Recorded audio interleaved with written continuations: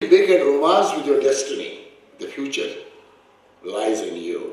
You are going to be looking after your future. There was one important point which was made yesterday morning in the first session, Pratibha, for change.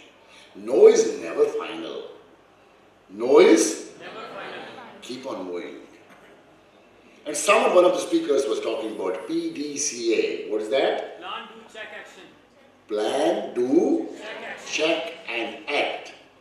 I have converted it in my book. P plan comes only when P is passion. D do comes only when you have a dedication.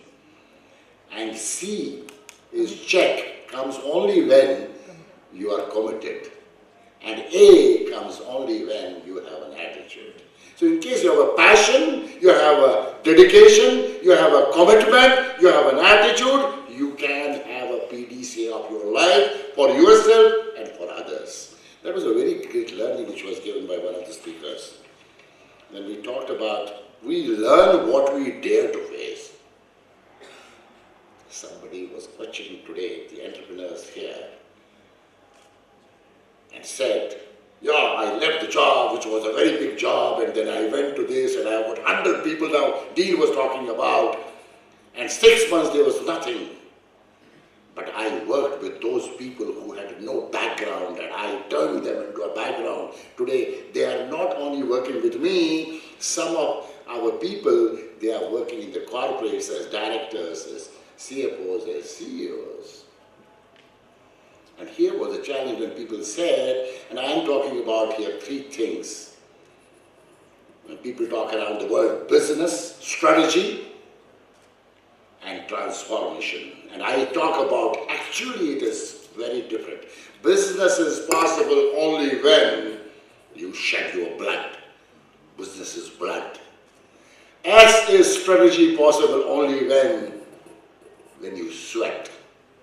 And T, transformation is possible only when you have tears. Ask Dean, ask Akhil, ask Sanjay that it is only blood, sweat and tears to reach to that pinnacle of success. Any great leader around the world. So therefore, you need to be there to face. One important point which was made, we cannot not communicate. Think we don't communicate, we stop, what will happen? Communicate, communicate, communicate. Right communication at right time.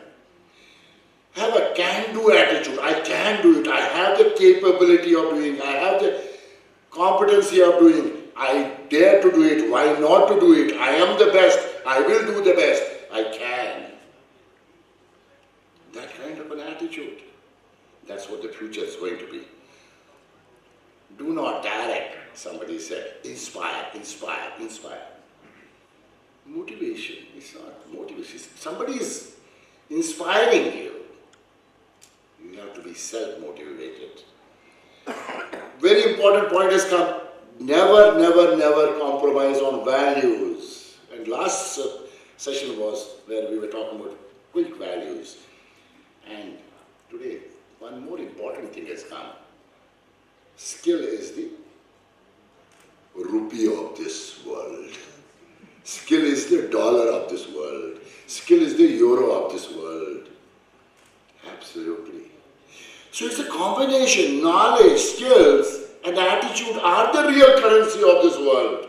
You can earn more money because when we had the skill guy, Dr. Rupak here, because you are skilled.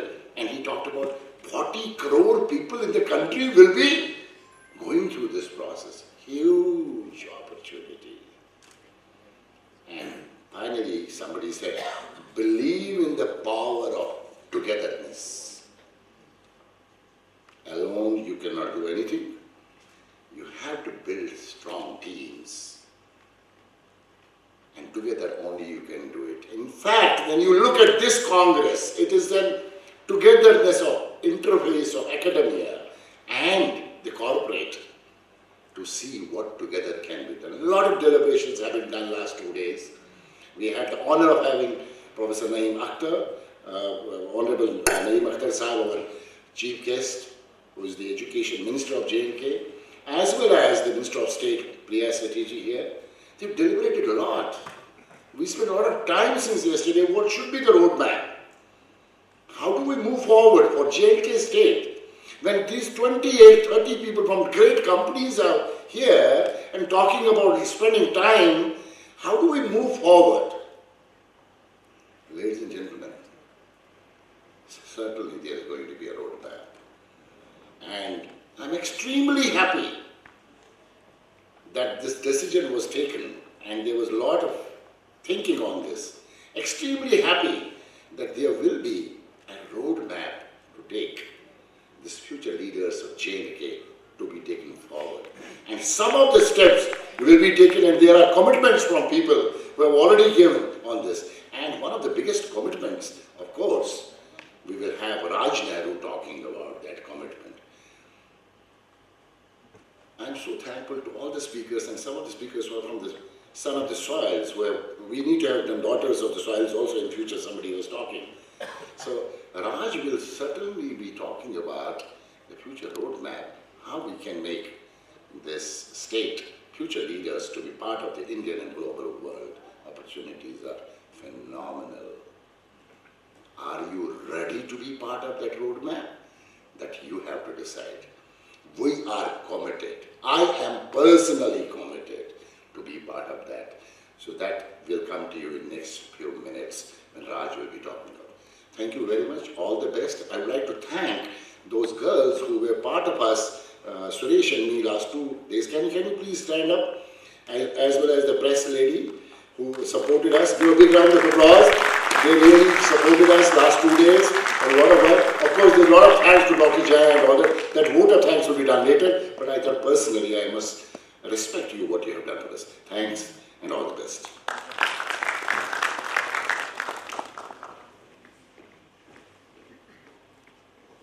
Thank you so much, sir.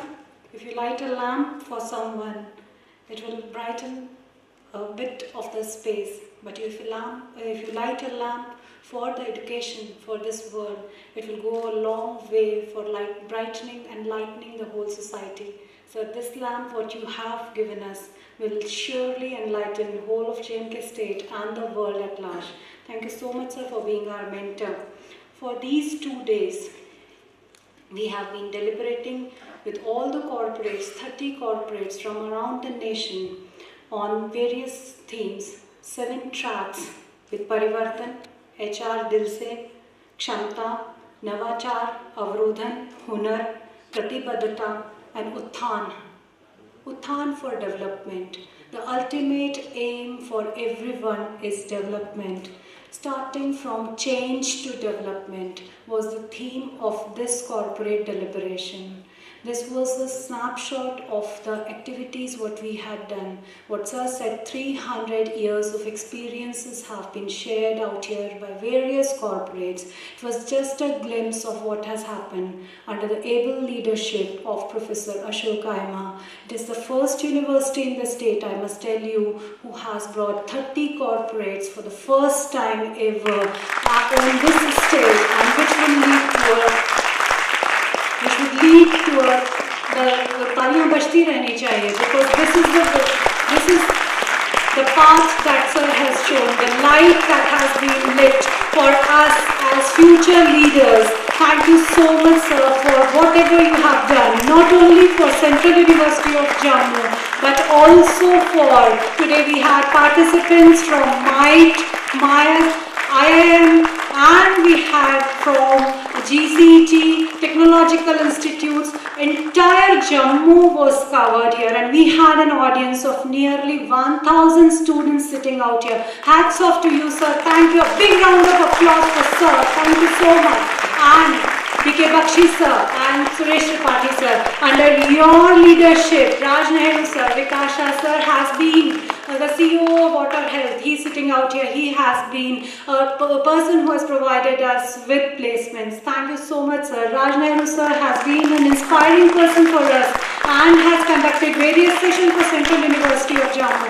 Thanks a lot for being our mentors. Thank you so much and making this event a success.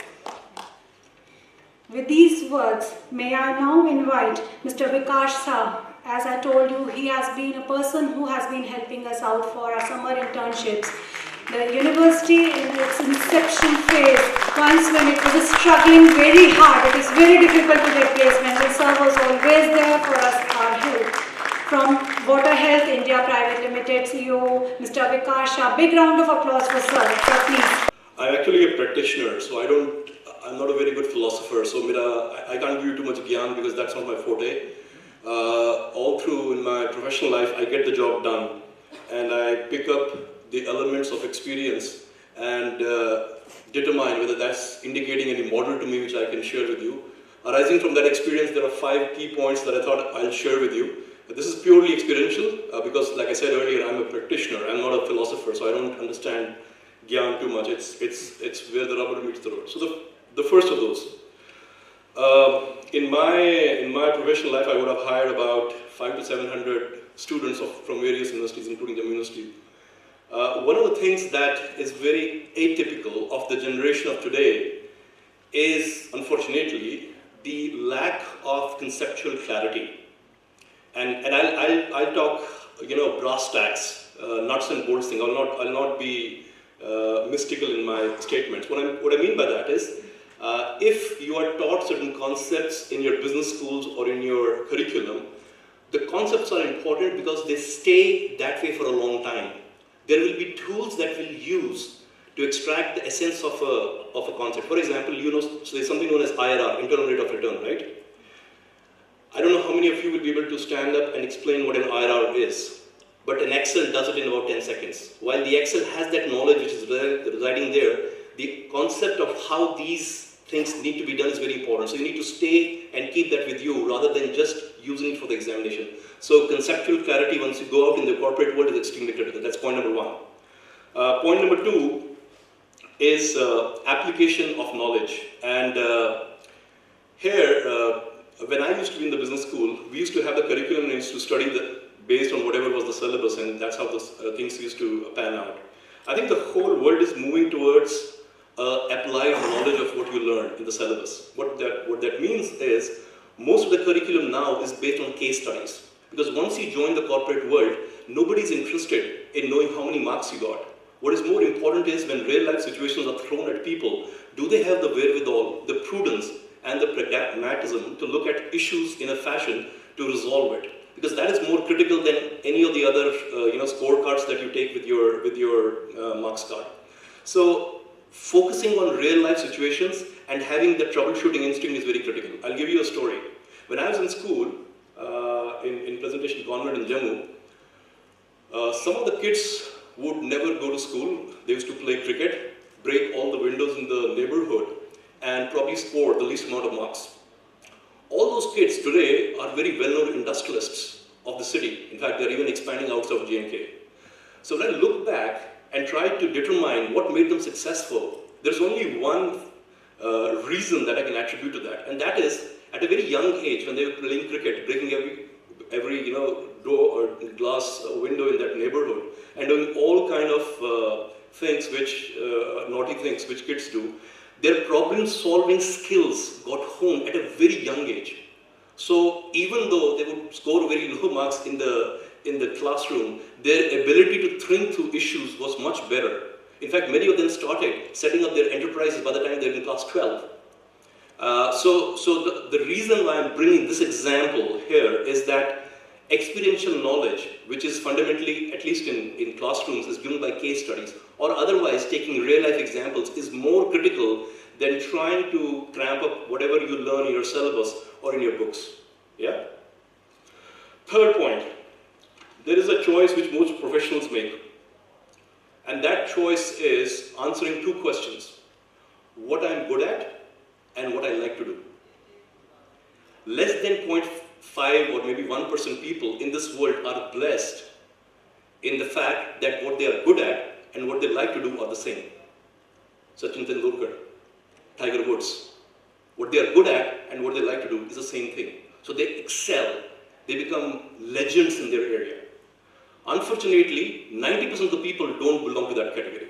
What you are good at is not necessarily the area which you like to do, right? tongue-in-cheek comment and probably sticking my neck out. If you go into politics, you have the Prime Minister, which I think what he's good at and what he likes to do is the same. Then you have a leader of opposition. What he's good at and what he likes to do is probably not the same, right? So you have to make those choices, and those choices can determine the destiny of the people to a great degree. If you ask me, and if that question is posed to you, which it will be at some point of time in your life, you should always try to choose what you are good at, if it doesn't mix with what you'd like to do. Because it's important to be the best cyclist in the world if that's what you're good at, than trying to be a swimmer who's a mediocre swimmer. You understand? So that's a third point that you should keep in mind and make those tough choices. Fourth point, now this is more tactical, if you will, and this is more a point which you need to keep in mind when you join the corporate world. I have a principle. There was a philosopher known as Peter, and there were Peter principles, one of which was that a person reaches his level of competence, and beyond that, he or she cannot grow up anymore, but the only road thereafter is decline.